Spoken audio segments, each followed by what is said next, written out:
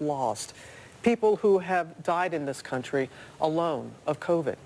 Everyday people you've probably never heard of before, but they were lives well lived, and they will be remembered.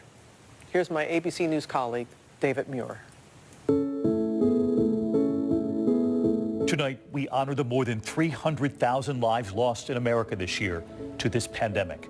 Behind every number, the lives, the families forever changed.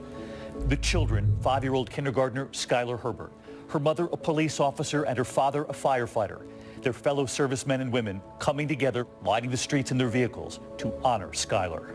We're here for them. That's it. That's the only words you can say in a time like this. Skylar's parents saying they are drawing on their community and on Skylar's memory for strength. We need the strength. That son coming out right now is her. She know her mama is talking right now, and she is coming to let me know, Mommy, it is okay. It is okay, Mommy. I am still shining bright. Michael Lang was a freshman at the University of Dayton. His mother, Katie. He had no pre-existing conditions. He had never even been to the hospital. His hometown of LaGrange, Illinois, tying red and white ribbons on trees, the colors of his university. The ribbons all around town, right in front of the high school where he had just graduated months earlier. Hug your kid, tell your kid every day how much you love them. So many mothers lost this year too. Wojini DeBella from Tacoma Park, Maryland. She gave birth while battling the virus and was never able to meet her baby boy. She had been pregnant and looking forward to welcoming a new child into the community. In San Antonio, Mariah and Aiden Gonzalez, both taken by the virus. Their son, Raiden, now cared for by his grandmother and uncle. We tell him they are angels, they're up in heaven, and they look down on you every day. They're with you. The community coming together for Raiden's 5th birthday. A parade of police cars. Raiden's father was a truck driver, and the town surprised him with one for his birthday. There were the husbands and wives who battled the virus together. In Paulding County, Georgia, outside Atlanta, Willard and Wilma Gale Bowen, dying from the virus just hours apart on Thanksgiving. On their final day, the doctors and nurses allowing them to be together in the ICU, holding hands. Their daughter, Karen. While we're struggling down here, they're not. They're okay. And across this country, so many families suffering loss after loss. In El Paso, Bonnie Soria Nahara, her family devastated. First, my mother passed away. Then my dad.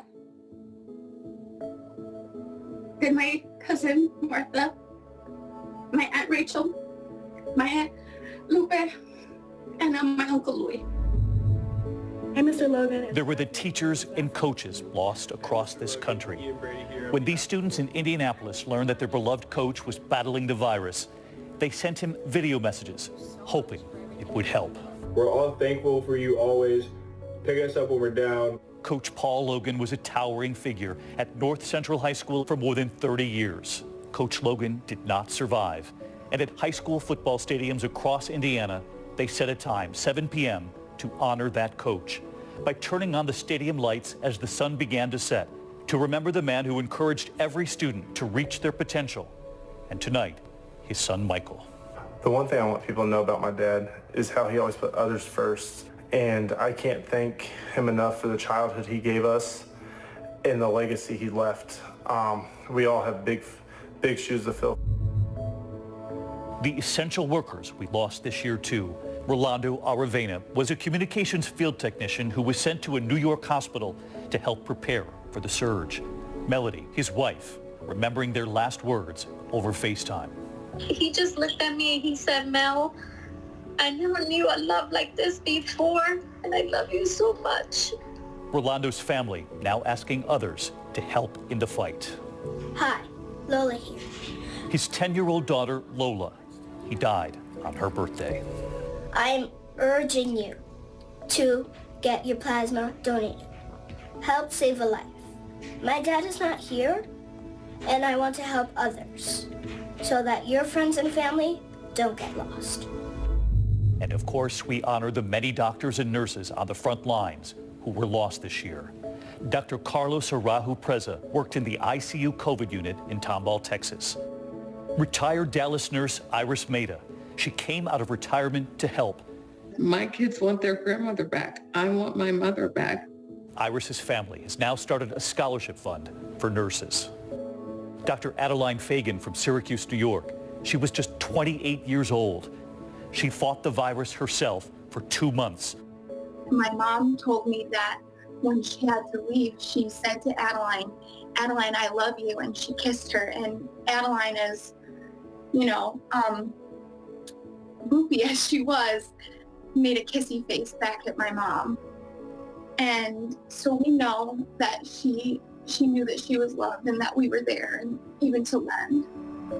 And Isabel Papademetrio was just a year away from retirement after 30 years as a respiratory therapist at a Dallas hospital. She went into work bravely, despite knowing how dangerous it was, and she kept going in. Her daughter telling us she would always send gifts and messages and videos. Lots of kisses. Mwah. Bye-bye. Isabel became a grandmother just last year, and it was fitting that the grandmother who had sent so many gifts, the last gift arriving after she passed away, for her granddaughter Lua, a pair of shoes. I want Lua to know that my mom was a hero and that she stopped at nothing to be there for others. Now, when it matters most, the straightforward facts. ABC News is America's #1 news. #1 in the morning, #1 in the evening, with America's most watched newscast. #1 in late night versus the competition. The #1 news magazine on Friday nights. #1 in politics across this historic election versus the competition. The #1 daytime talk show. And #1 in streaming news. ABC News is America's #1 news.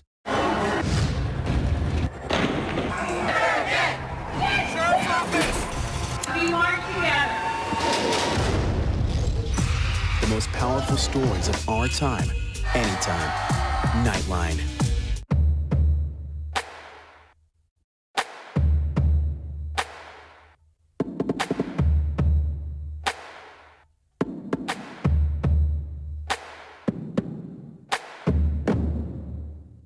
Admit it.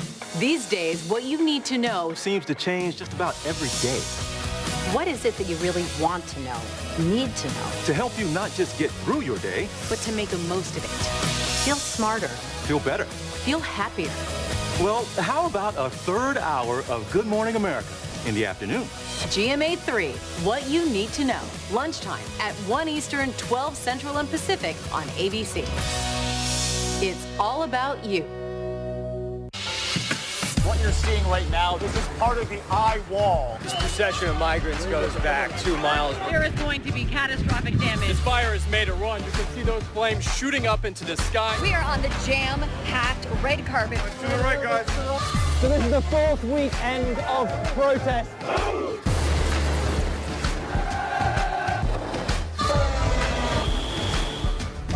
Watch ABC News on location for Facebook Watch.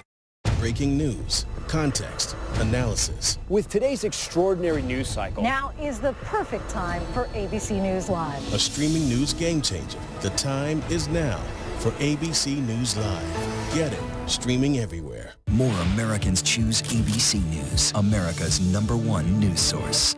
The world may feel out of your control, but your happiness doesn't have to be. Learn the secrets to happiness. Listen to the 10% Happier podcast, free on Apple Podcasts.